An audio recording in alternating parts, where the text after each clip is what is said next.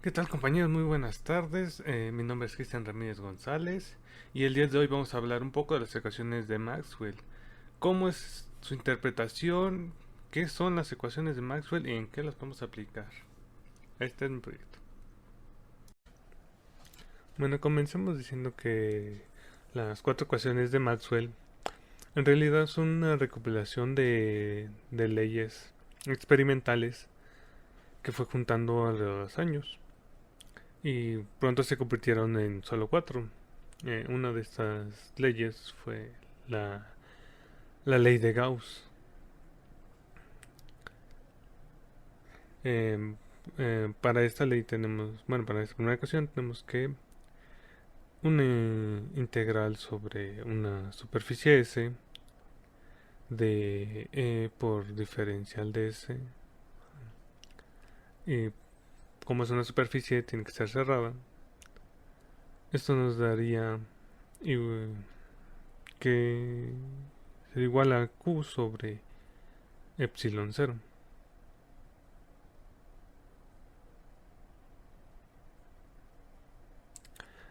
Cabe decir que esta primera ecuación está en forma integral y lo que nos dice a partir de esto es de que el flujo a través de una superficie cerrada de un campo eléctrico es directamente proporcional a la carga que hay encerrada. Eh, ya que esta es en forma integral, para pasar a forma diferencial podemos hacer uso del teorema de Gauss, o también conocido como el teorema de la divergencia. Pero pues esto ya lo veremos un poco más adelante. En este que en este primer en esta primera parte nos centraremos más en las ecuaciones en pasando a la segunda ecuación de Maxwell, llegaríamos a lo que sería la ley de Faraday de la inducción magnética. Y bueno, para esto tenemos que la integral cerrada de una superficie de por diferencial de L. Bueno, esto no, nos daría cero, ya que se sabe que un campo puramente electrostático no permite una circulación de carga. Pero si en este caso existe un flujo de campo magnético, que a través de esta superficie el flujo del campo magnético es variable, pues si varía con el tiempo la circulación va a ser distinta de cero, por lo que la circulación sería la derivada con respecto al tiempo, en este caso de la integral de b por diferencial s a través de una superficie s. Esta la definiría la superficie c. Como recalque, esto es en forma integral, por lo que para pasar de esta forma integral a la forma diferencial tendremos en este caso que utilizar la siguiente ecuación. Maxwell se basó en la que sería la ley de Ampère, el cual decía que la circulación de un campo magnético es proporcional a la intensidad que hay. Sin embargo, esto estuvo incompleto, por lo que Maxwell definió la intensidad de desplazamiento. Y la ecuación sería la integral de B por diferencial de L.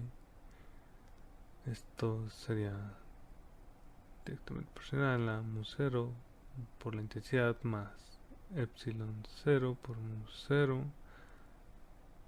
por la intensidad de desplazamiento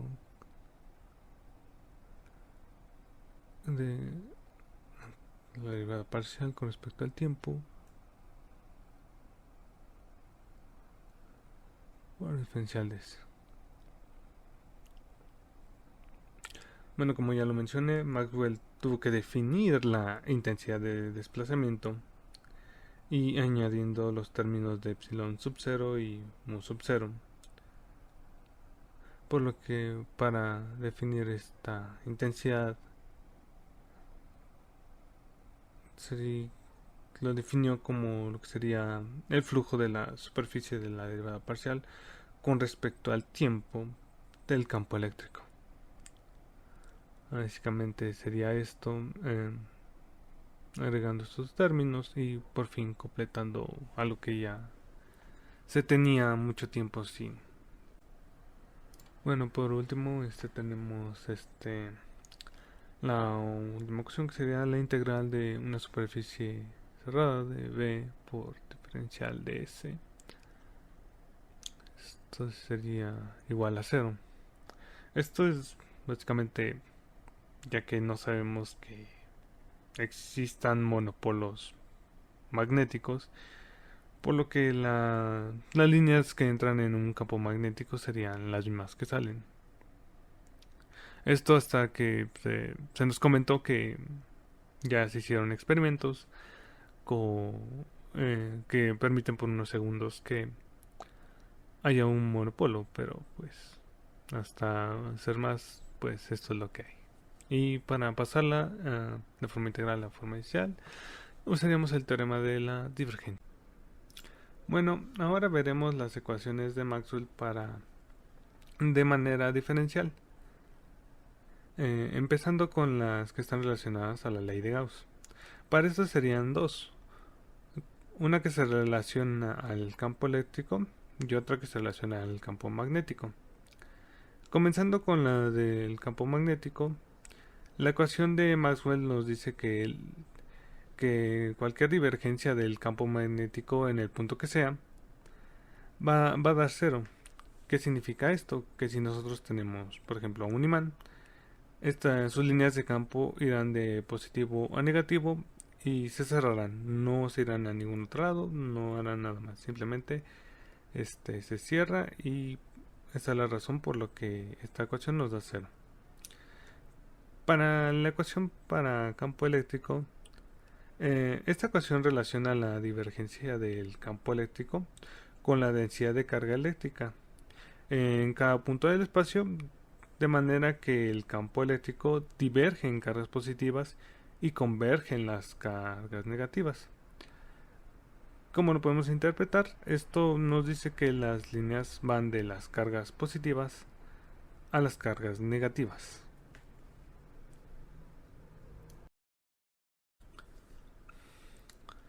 La siguiente que veremos sería la ley de Faraday-Maxwell.